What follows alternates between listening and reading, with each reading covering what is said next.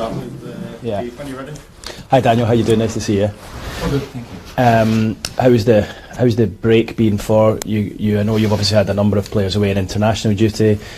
The game comes quite soon as well, the first week back. But overall, how has the 10 or 11 days been for you and your team?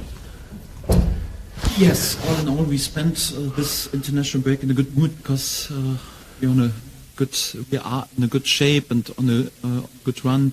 So it was good to head into the international break with a few wins in a row. Obviously, in the first days, we calmed the load, also in training a little bit down. Then from the middle of last week, proper training, obviously, with a pretty small group in the beginning. And right now, the group is growing from day to day. But it's still relatively a small group because there were players involved in the games on Monday and Tuesday, and obviously some are just traveling back over the day to day. So for that, you hope and wait for them and hope that they come back really without any problems. Obviously, with lots of load and lots of traveling. So there will be some late calls about the availability for this game. The first game after international break is always a bit tricky, and if it's on a Friday evening already, then even a bit more. But we have to adapt to the situation. It is how it is. Have you got some players who you say are coming back today? So that means they'll only train once before Friday tomorrow. No, there are a few players who can't train at all before they get into the game, because the players who had many minutes yesterday, like for example the Welsh players or Willy Gnonto, they are just traveling back today over the day. They will be at least with us tomorrow, but they will just be able to do a little individual recovery session without too much load. Otherwise, I could pick them on Friday. So I can't send them after they've played, for example, like Joe or like Ethan or Willy, 90 minutes. I can't send them into a normal team session tomorrow. It's simply not possible with that much load. So we have a few players who will head into this game without having one team session, but that's like it is. So I mentioned a few times I'm not a friend of Friday evening kickoffs when there was an international break. So my gut feeling is that there should be just a first start on Saturday afternoon. But yes, the rules are how they are, and the TV picks like it is, and it doesn't matter if we complain about this or not. So it doesn't help. So we have to adapt to the situation, and we'll have to find some solutions. If the players, if they recover well enough tomorrow on the recovery day, will you be comfortable enough playing them from the start on Friday night? Yes, I have to, because I can't afford anyhow to leave all the players out. For that, we simply don't have enough players. So definitely a few of them, but there will be also some late decisions. It's also difficult, because not just the load and not just the traveling. It also means, okay, they are more or less in the last 2 weeks, they are just traveling around the world a little bit, or at least around Europe, sleeping in a hotel. They come back sometimes after really difficult and very important games for the nation. For the Welsh, for example, sadly, with a heartbreaking result, and then they come back, and straight away we travel again. And have to tell them, okay, in one day you're back, but in one day there's the most important game in your life. It's always difficult from the mental side, but they are all experienced enough. They are professional footballers, and they have to adapt to it. So I know the first game after the international break is always a bit tricky, and you have to dig in and go through it anyhow, especially when it's on Friday evening. And yes, for that we have to be really smart in what we're doing, and some late decisions, and yes, we will see what outcomes. Have you got any of your injured players back? I know there were a number of players missed the Plymouth game. Any of those guys available? Yes, some good news with some players. Joe Gellhardt, also Jamie Shackleton and Jet Spence are back in team training since 5 days right now, since last Saturday. All three are fully involved in team training. That's definitely good news. Also some positive news on Sam Byram and Pascal Struik. So the recovery is much quicker than we expected, to be honest. They were both involved today, the first time back in team training. Yes, we have to wait right now how the body reacts after this load, and then also to see how they come through the session tomorrow, and then we make also a late call with them if it makes sense for them to travel, and then how many minutes they can play. But all in all, it's definitely good news to have them back. So these 5 players are back. On the first 3 that you mentioned there, Gelhardt, Shackleton and Spence, are they in the squad for Friday? Again, so late decision also depends a bit on those as well. How the national team players are coming back. Jamie Shackleton, yes, was not out too long, so for him it's a bit easier. Geoff Gelhardt was a little bit longer out, so we'll have to see how it works with his hand fracture, but he looks also right in training. For Jet, it's the most difficult position because he had a difficult pre-season, and then he was just together with us for 2 weeks, and right now he was out for 8 weeks. But it's definitely good, so each and every day helps them, and then they are edging closer. And again, we make some late decisions. It depends also a bit on which position in the squad we need. We need also their support, with also a few question marks behind a few players, because some took on some knocks. For example, Georgie Rutter is a question mark, big doubt, because he has got an abdominal strain and came back injured, was not able to feature in team training so far. Also with similar late decisions. So for that, there will be some late decisions. So he's a big doubt, Rutter, for Friday. Yes, a major doubt. I would say yes. So far, he was not able to train with us. Yes, we have a last test more or less tomorrow in training. Like I mentioned, abdominal strain. So big question mark. Just finally from me, we've not spoken to you or anyone at the club since Everton were given their 10-point deduction last week. Obviously, potentially could have affected Leeds last season. I know you weren't here; you weren't the manager at that time. But what are you able to give us your view on that at all? No, I don't comment on this decision. So it's not the topic. I was not involved last season. I was preparing for games against Bayern Munich and Borussia Dortmund. So Everton was not my problem last season. Also decisions.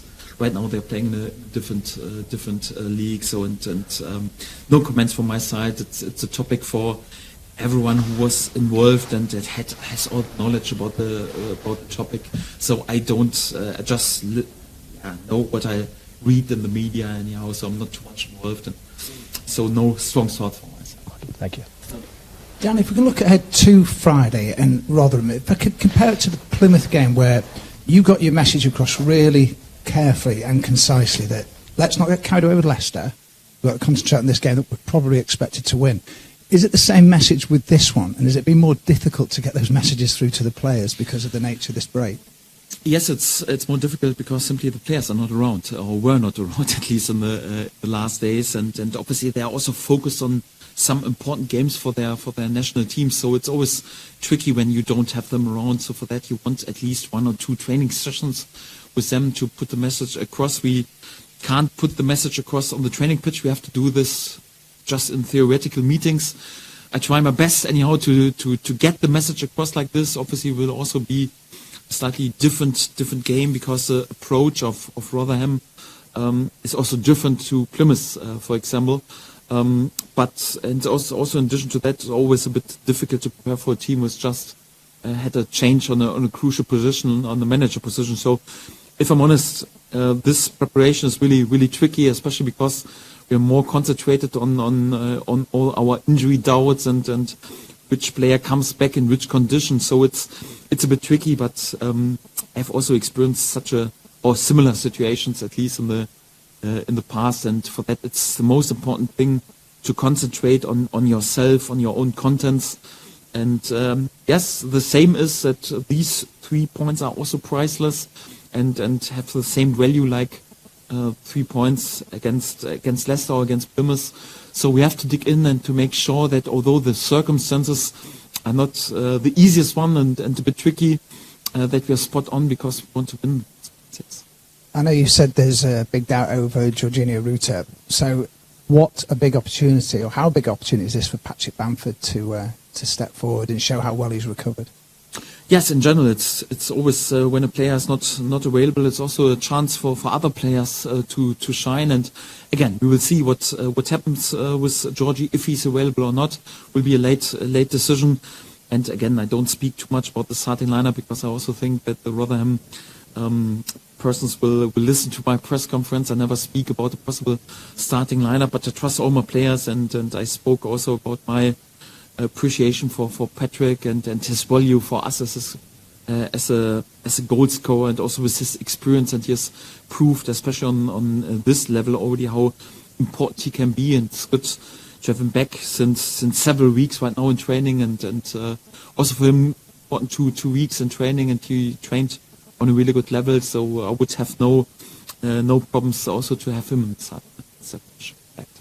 Daniel, I know Michael Scrubala's moved on to Lincoln City, so things have changed a little bit since you first arrived. But if you can assess now the club, the state when you arrived, and where it is now, bearing in mind you're on the back of a good run, how much better equipped is it now than when you first arrived in all the departments that you control? Well, we are still the work in progress. Don't get me wrong. It's not we have the finished end product. We work on many areas in this club in order to create really a bright future, not just on the short, but also on the mid and the long term picture for this club. And there's still lots of stuff to do, and I don't want to enjoy ourselves too much and to praise ourselves too much or feel too happy about everything. So I think it's we stay also a bit greedy as a club to develop and to make sure that we create a performance atmosphere of high performance, so that we can be successful as a club. But it's a completely different situation right now in comparison to a few months ago, where there was uncertainty and unclarity about how we want to play, how we want to work, about our values, about which player should stay, and also how we want to play. I think this club is in a much more stable position right now, and definitely on the right path. But you have to be careful. So the momentum can switch pretty quick, and we have to make sure that we work in the background in order to make sure that we have a bright future. But my gut feeling is really good at the moment. That I feel that this club is pretty much on a really good road, and I think we are. You can measure the success of the future in many ways, and one of those is how well you bring the youth through. How impressed are you with what you see, if you like, below that first team level at 21s? Well, it's quite important because more or less each and every club speaks quite highly about the youth, and also speaks about the youth as our future. But what matters more than words is the action, and this is important. I think Leeds is a club who always brought also young players through and used them also for their first team, and we're doing more or less the same also during this season.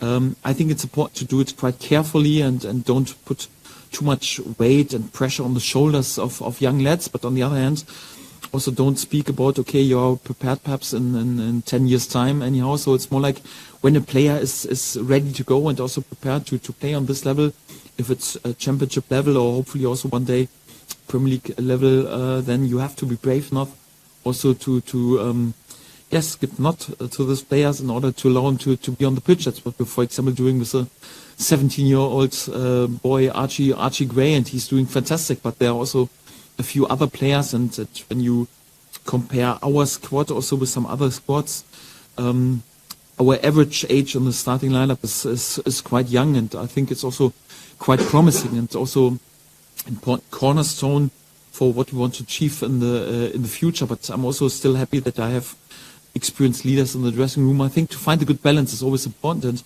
and that we keep going with good work in our academy, not just in the under 21 team, but also in other youth academy in youth teams in our academy is quite important. For example, I had time during this international break also to follow 30 minutes of under 13 game of us. So again, so it's a bit too early. So it's not that tomorrow under 13 players will play, but to make sure that even on this level we work really good and disciplined and try everything in order to improve the players. It's quite important, and that's what we're trying to do. Hi Daniel.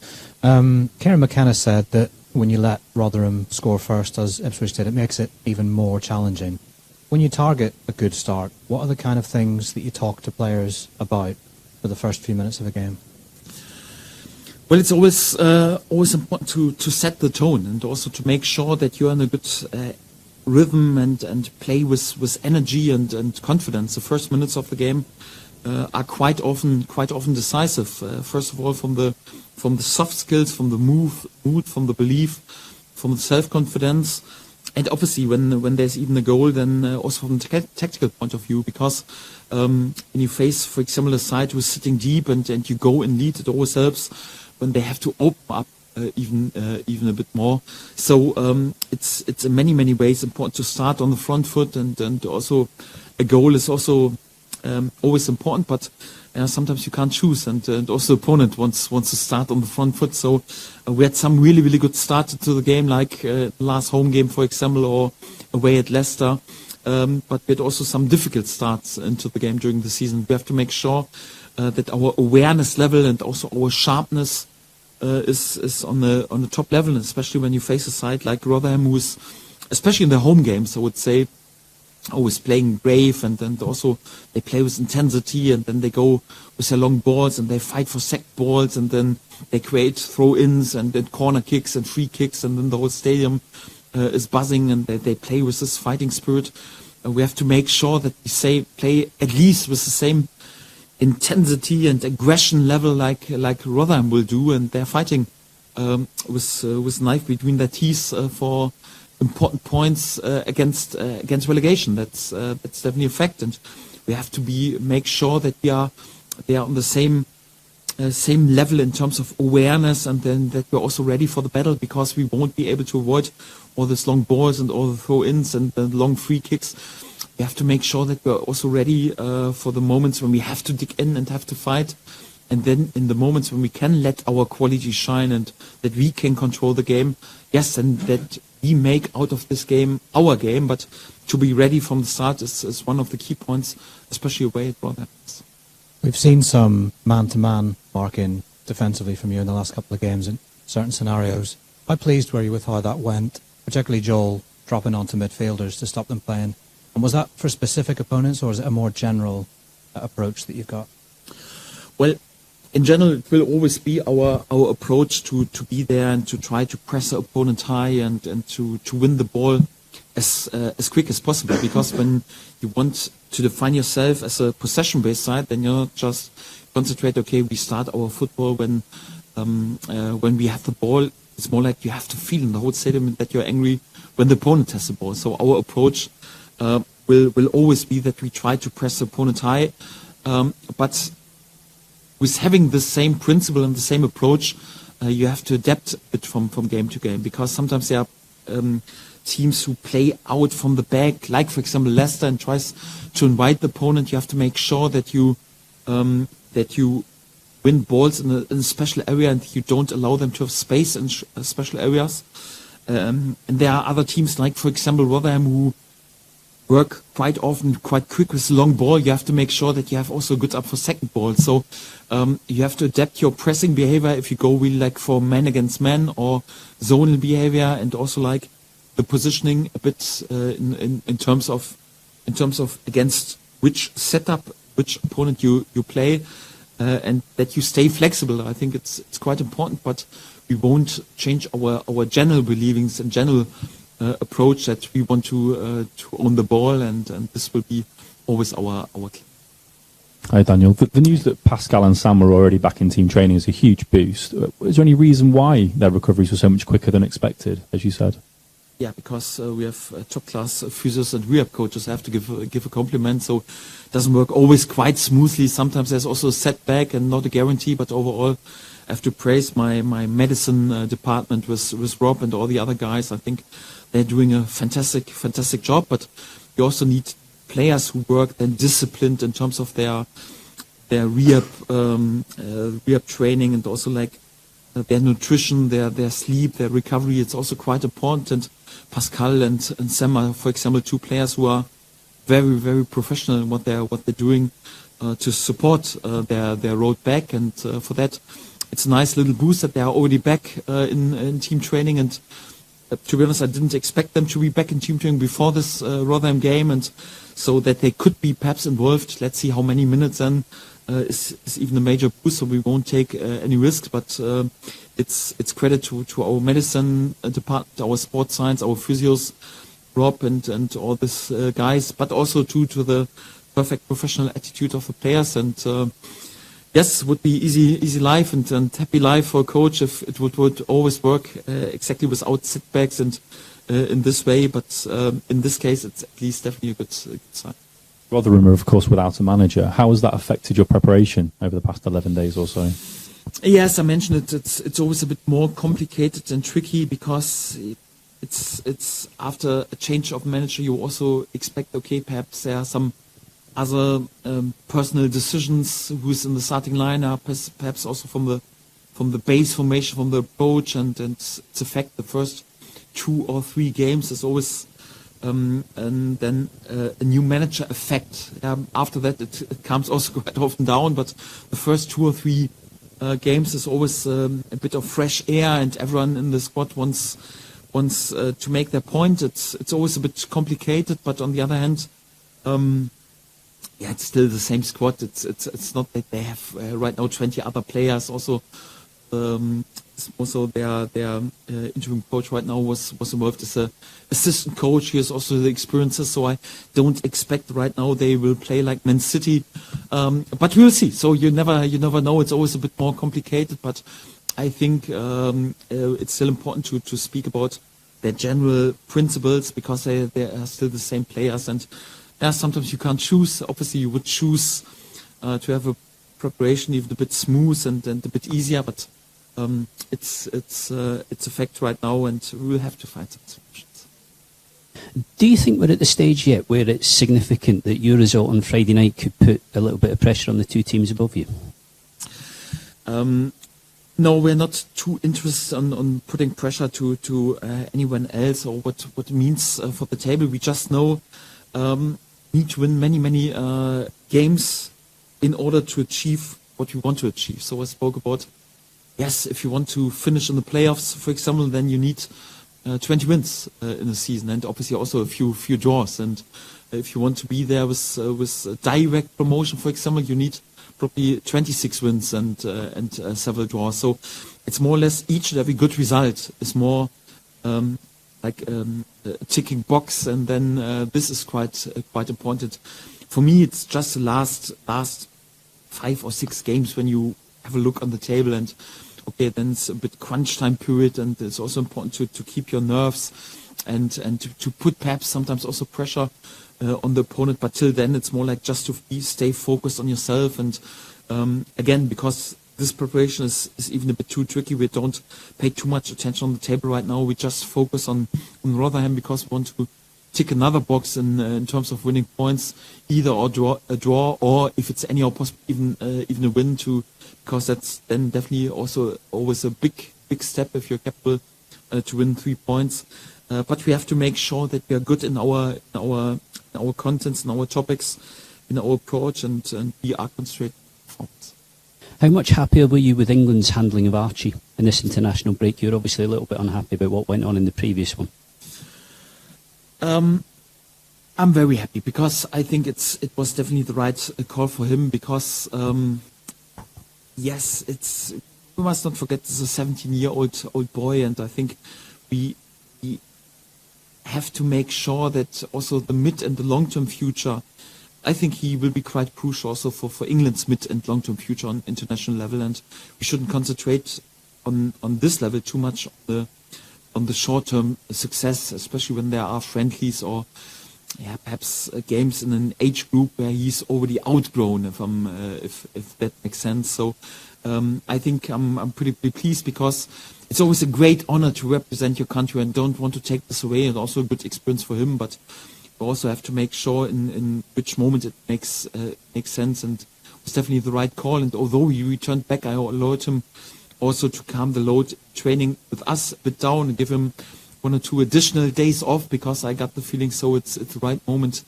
to do this. And since Tuesday he's back also in our team training, and he feels also refreshed and recharged, and I think it's definitely a good choice for his well-being, and also in terms of his body, but also from the mental side. It's quite important that we could give him a little rest. And I'm grateful that everyone was on the same page on this.